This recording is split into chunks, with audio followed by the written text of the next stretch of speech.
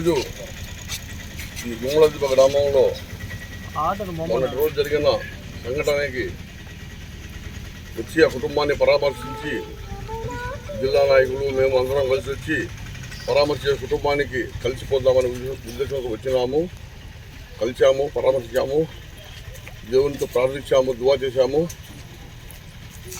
ఏది ఏమైనా కానీ ఆ కుటుంబానికి జరిగిన అన్యాయాన్ని మనం ఎవరూ తీర్చలేము.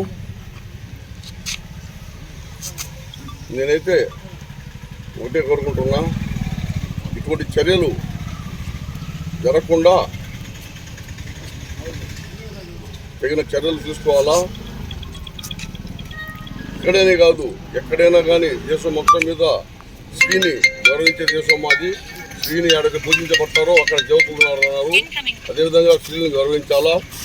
నేనైతే ప్రభుత్వాన్ని కోరుకుంటున్నాను, కేంద్ర ప్రభుత్వం అయితే కానీ రాష్ట్ర ప్రభుత్వాలు అయితే కానీ ఈ విధంగా మహిళల మీద చేసిన దారుణాలకి వాళ్ళకి కాలయాపనం లేకుండా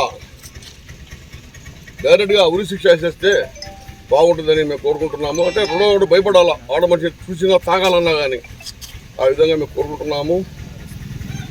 ఇదే వచ్చాము, సానుభూతి పలిగిపోతున్నాము. ధన్యవాదాలు. ఈరోజు మేము కోరిక రావాల్సి వచ్చింది.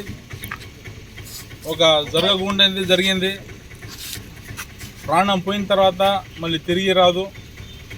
ఆ ఇల్లంతా చాలా బాధలు ఉన్నారు. అతనికి 3 పిల్లకాయలు, మధ్యలో పాప విధంగా చనిపోవడం జరిగింది. మాకైతే చాలా బాధ కలిగింది.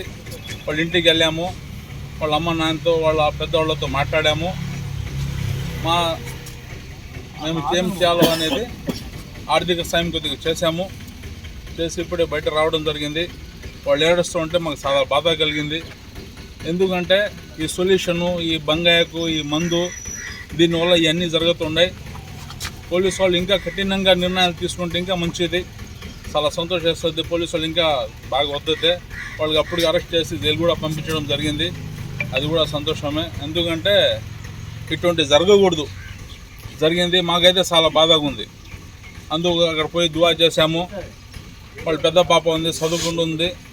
ఏ రోజైనా పెళ్లి కానీ సెట్ చేస్తే ఆ పెళ్లి ఖర్చులన్నీ వైసీపీ తరఫున మేము, బక్షుబాయ్, షావుల్ బాయ్, మేము ఇక్కడ ఉన్న వాళ్ళంతా కలిసి మేము సపోర్ట్ చేసి ఆ పెళ్లి బాధ్యత అంతా మేమే తీసుకుంటాము. ఏం ఆర్థిక సాయం వాళ్ళు కావాలంటూ కూడా మేము చేస్తాము.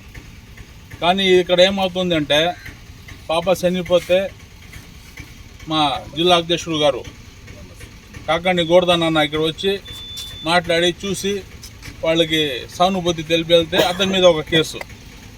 ఈ కేసులకి చూసే దానికి వస్తే కూడా కేసులు పెట్టడం అనేది తప్పది. ఏదైనా ప్రాబ్లం అయింది, ఏదైనా యాక్సిడెంట్ అయింది, ఏదైనా అయింది, చచ్చిపోయారు, వచ్చి చూసి పోతే కేసులు పెట్టడం అయింది. మాకేం అర్థం కావట్లే. మీ పార్టీకి కానీ మీ గురించి ఏదైనా చెప్తే మీకు బాధ కలగవచ్చు. అసలు మీ టాపికే లే, అయితే కూడా మీరు కేసులు పెట్టారు కాకుండా నా మీద. కానీ ఇది కరెక్ట్ కాదు. ఎందుకంటే ఎవరన్నా ఏదైనా నష్టం జరిగితే 10 పార్టీ వాళ్ళు వస్తారు, చూస్తారు, వెళ్తారు, మాట్లాడతారు. వాళ్ళు అంతేగాని కేసులు పెట్టడం అనేది కరెక్ట్ కాదు. అస్సలాము అలైకుం వరహమతుల్లాహి వబరకాతుహు. ఏదైతే కోహూరు నియోజకవర్గంలో గుమ్మలదిబ్బ ఉందో, ఒక 4 రోజులు ముందు ఏదైతే మైనర్ బాలిక చనిపోయారో ఆ ఇంటికి మన మైనార్టీ తరపు నుంచి మేమందరూ పరామర్శించడానికి వచ్చాము. అల్హమ్దులిల్లా. ఏదైతే వాళ్ళకి నష్టం ఉందో, రేపు 3 పిల్లకాయలు, రెండో అమ్మాయి మృతి చెందింది.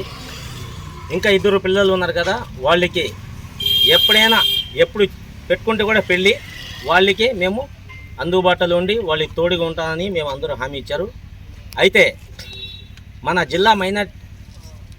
జిల్లా వైఎస్ఆర్సీపీ పార్టీ అధ్యక్షుడు కాకినేని గోవర్ధన్ రెడ్డి గారు ఒక 2 రోజుల ముందు వచ్చి ఆయన ఇంటికి పరామర్శించడానికి వస్తే ఆయన మీద అక్రమంగా కేసు పెట్టించారు.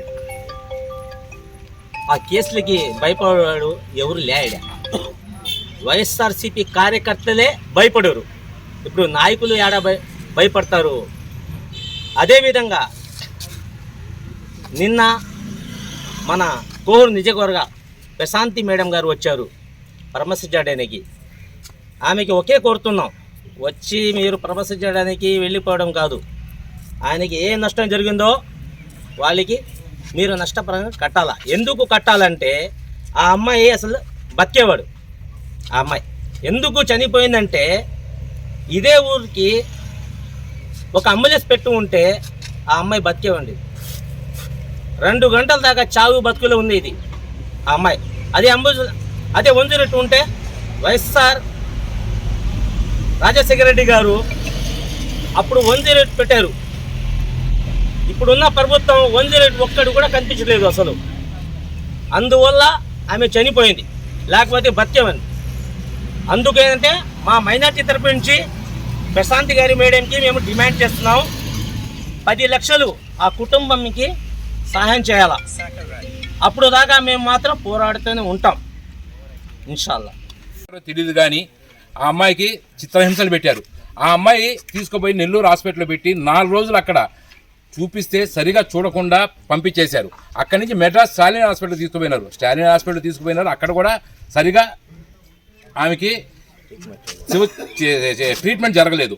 కానీ ఇలాంటి ఘోరం చేస్తున్నప్పుడు ఇక్కడ ఉన్న చట్టాలు, ఈ మన భారతదేశంలో ఉండే చట్టాలు మనకు సాలవు. ఎందుకంటే ఇక్కడ శిక్ష వేస్తాగానే ఏముంది ఈ శిక్షకి ఏముంది మేము భయపడం. ఎందుకంటే ఇక్కడ ఉండేది 7 ఏళ్ళు ఎంతో వేస్తారు. అదే కానీ సౌదీలాగా కఠిన శిక్ష చేయాలంటే అక్కడికక్కడే వాళ్ళని కఠినంగా నరికేసి అక్కడికక్కడే వాళ్ళని చేసేస్తే అప్పుడు భయం అనేది వాళ్ళకి వస్తుంది. ఆయా భయాన్ని చూసి ఎవ్వరు కూడా రేపు నుంచి తప్పు చేయడానికి కూడా భయపడతారు. అదేవిధంగా నేను మన ఎస్పీ గారిని కోరుతున్నాను, మీరు వచ్చిన తర్వాత ఇక్కడ చాలామంది డ్రగ్స్ గురించి కానీ ఇది గురించి అవగాహన చేస్తున్నారు, బాగానే పట్టుకుంటున్నారు. కానీ ఎక్కువ అవుతుందమ్మా, దాని గురించి ఒకరంతా దాని మీద విచారణ చేసి పోలీసు వారికి నేను కోరుకుంటున్నాను. అదేవిధంగా అందరికీ నమస్కారం.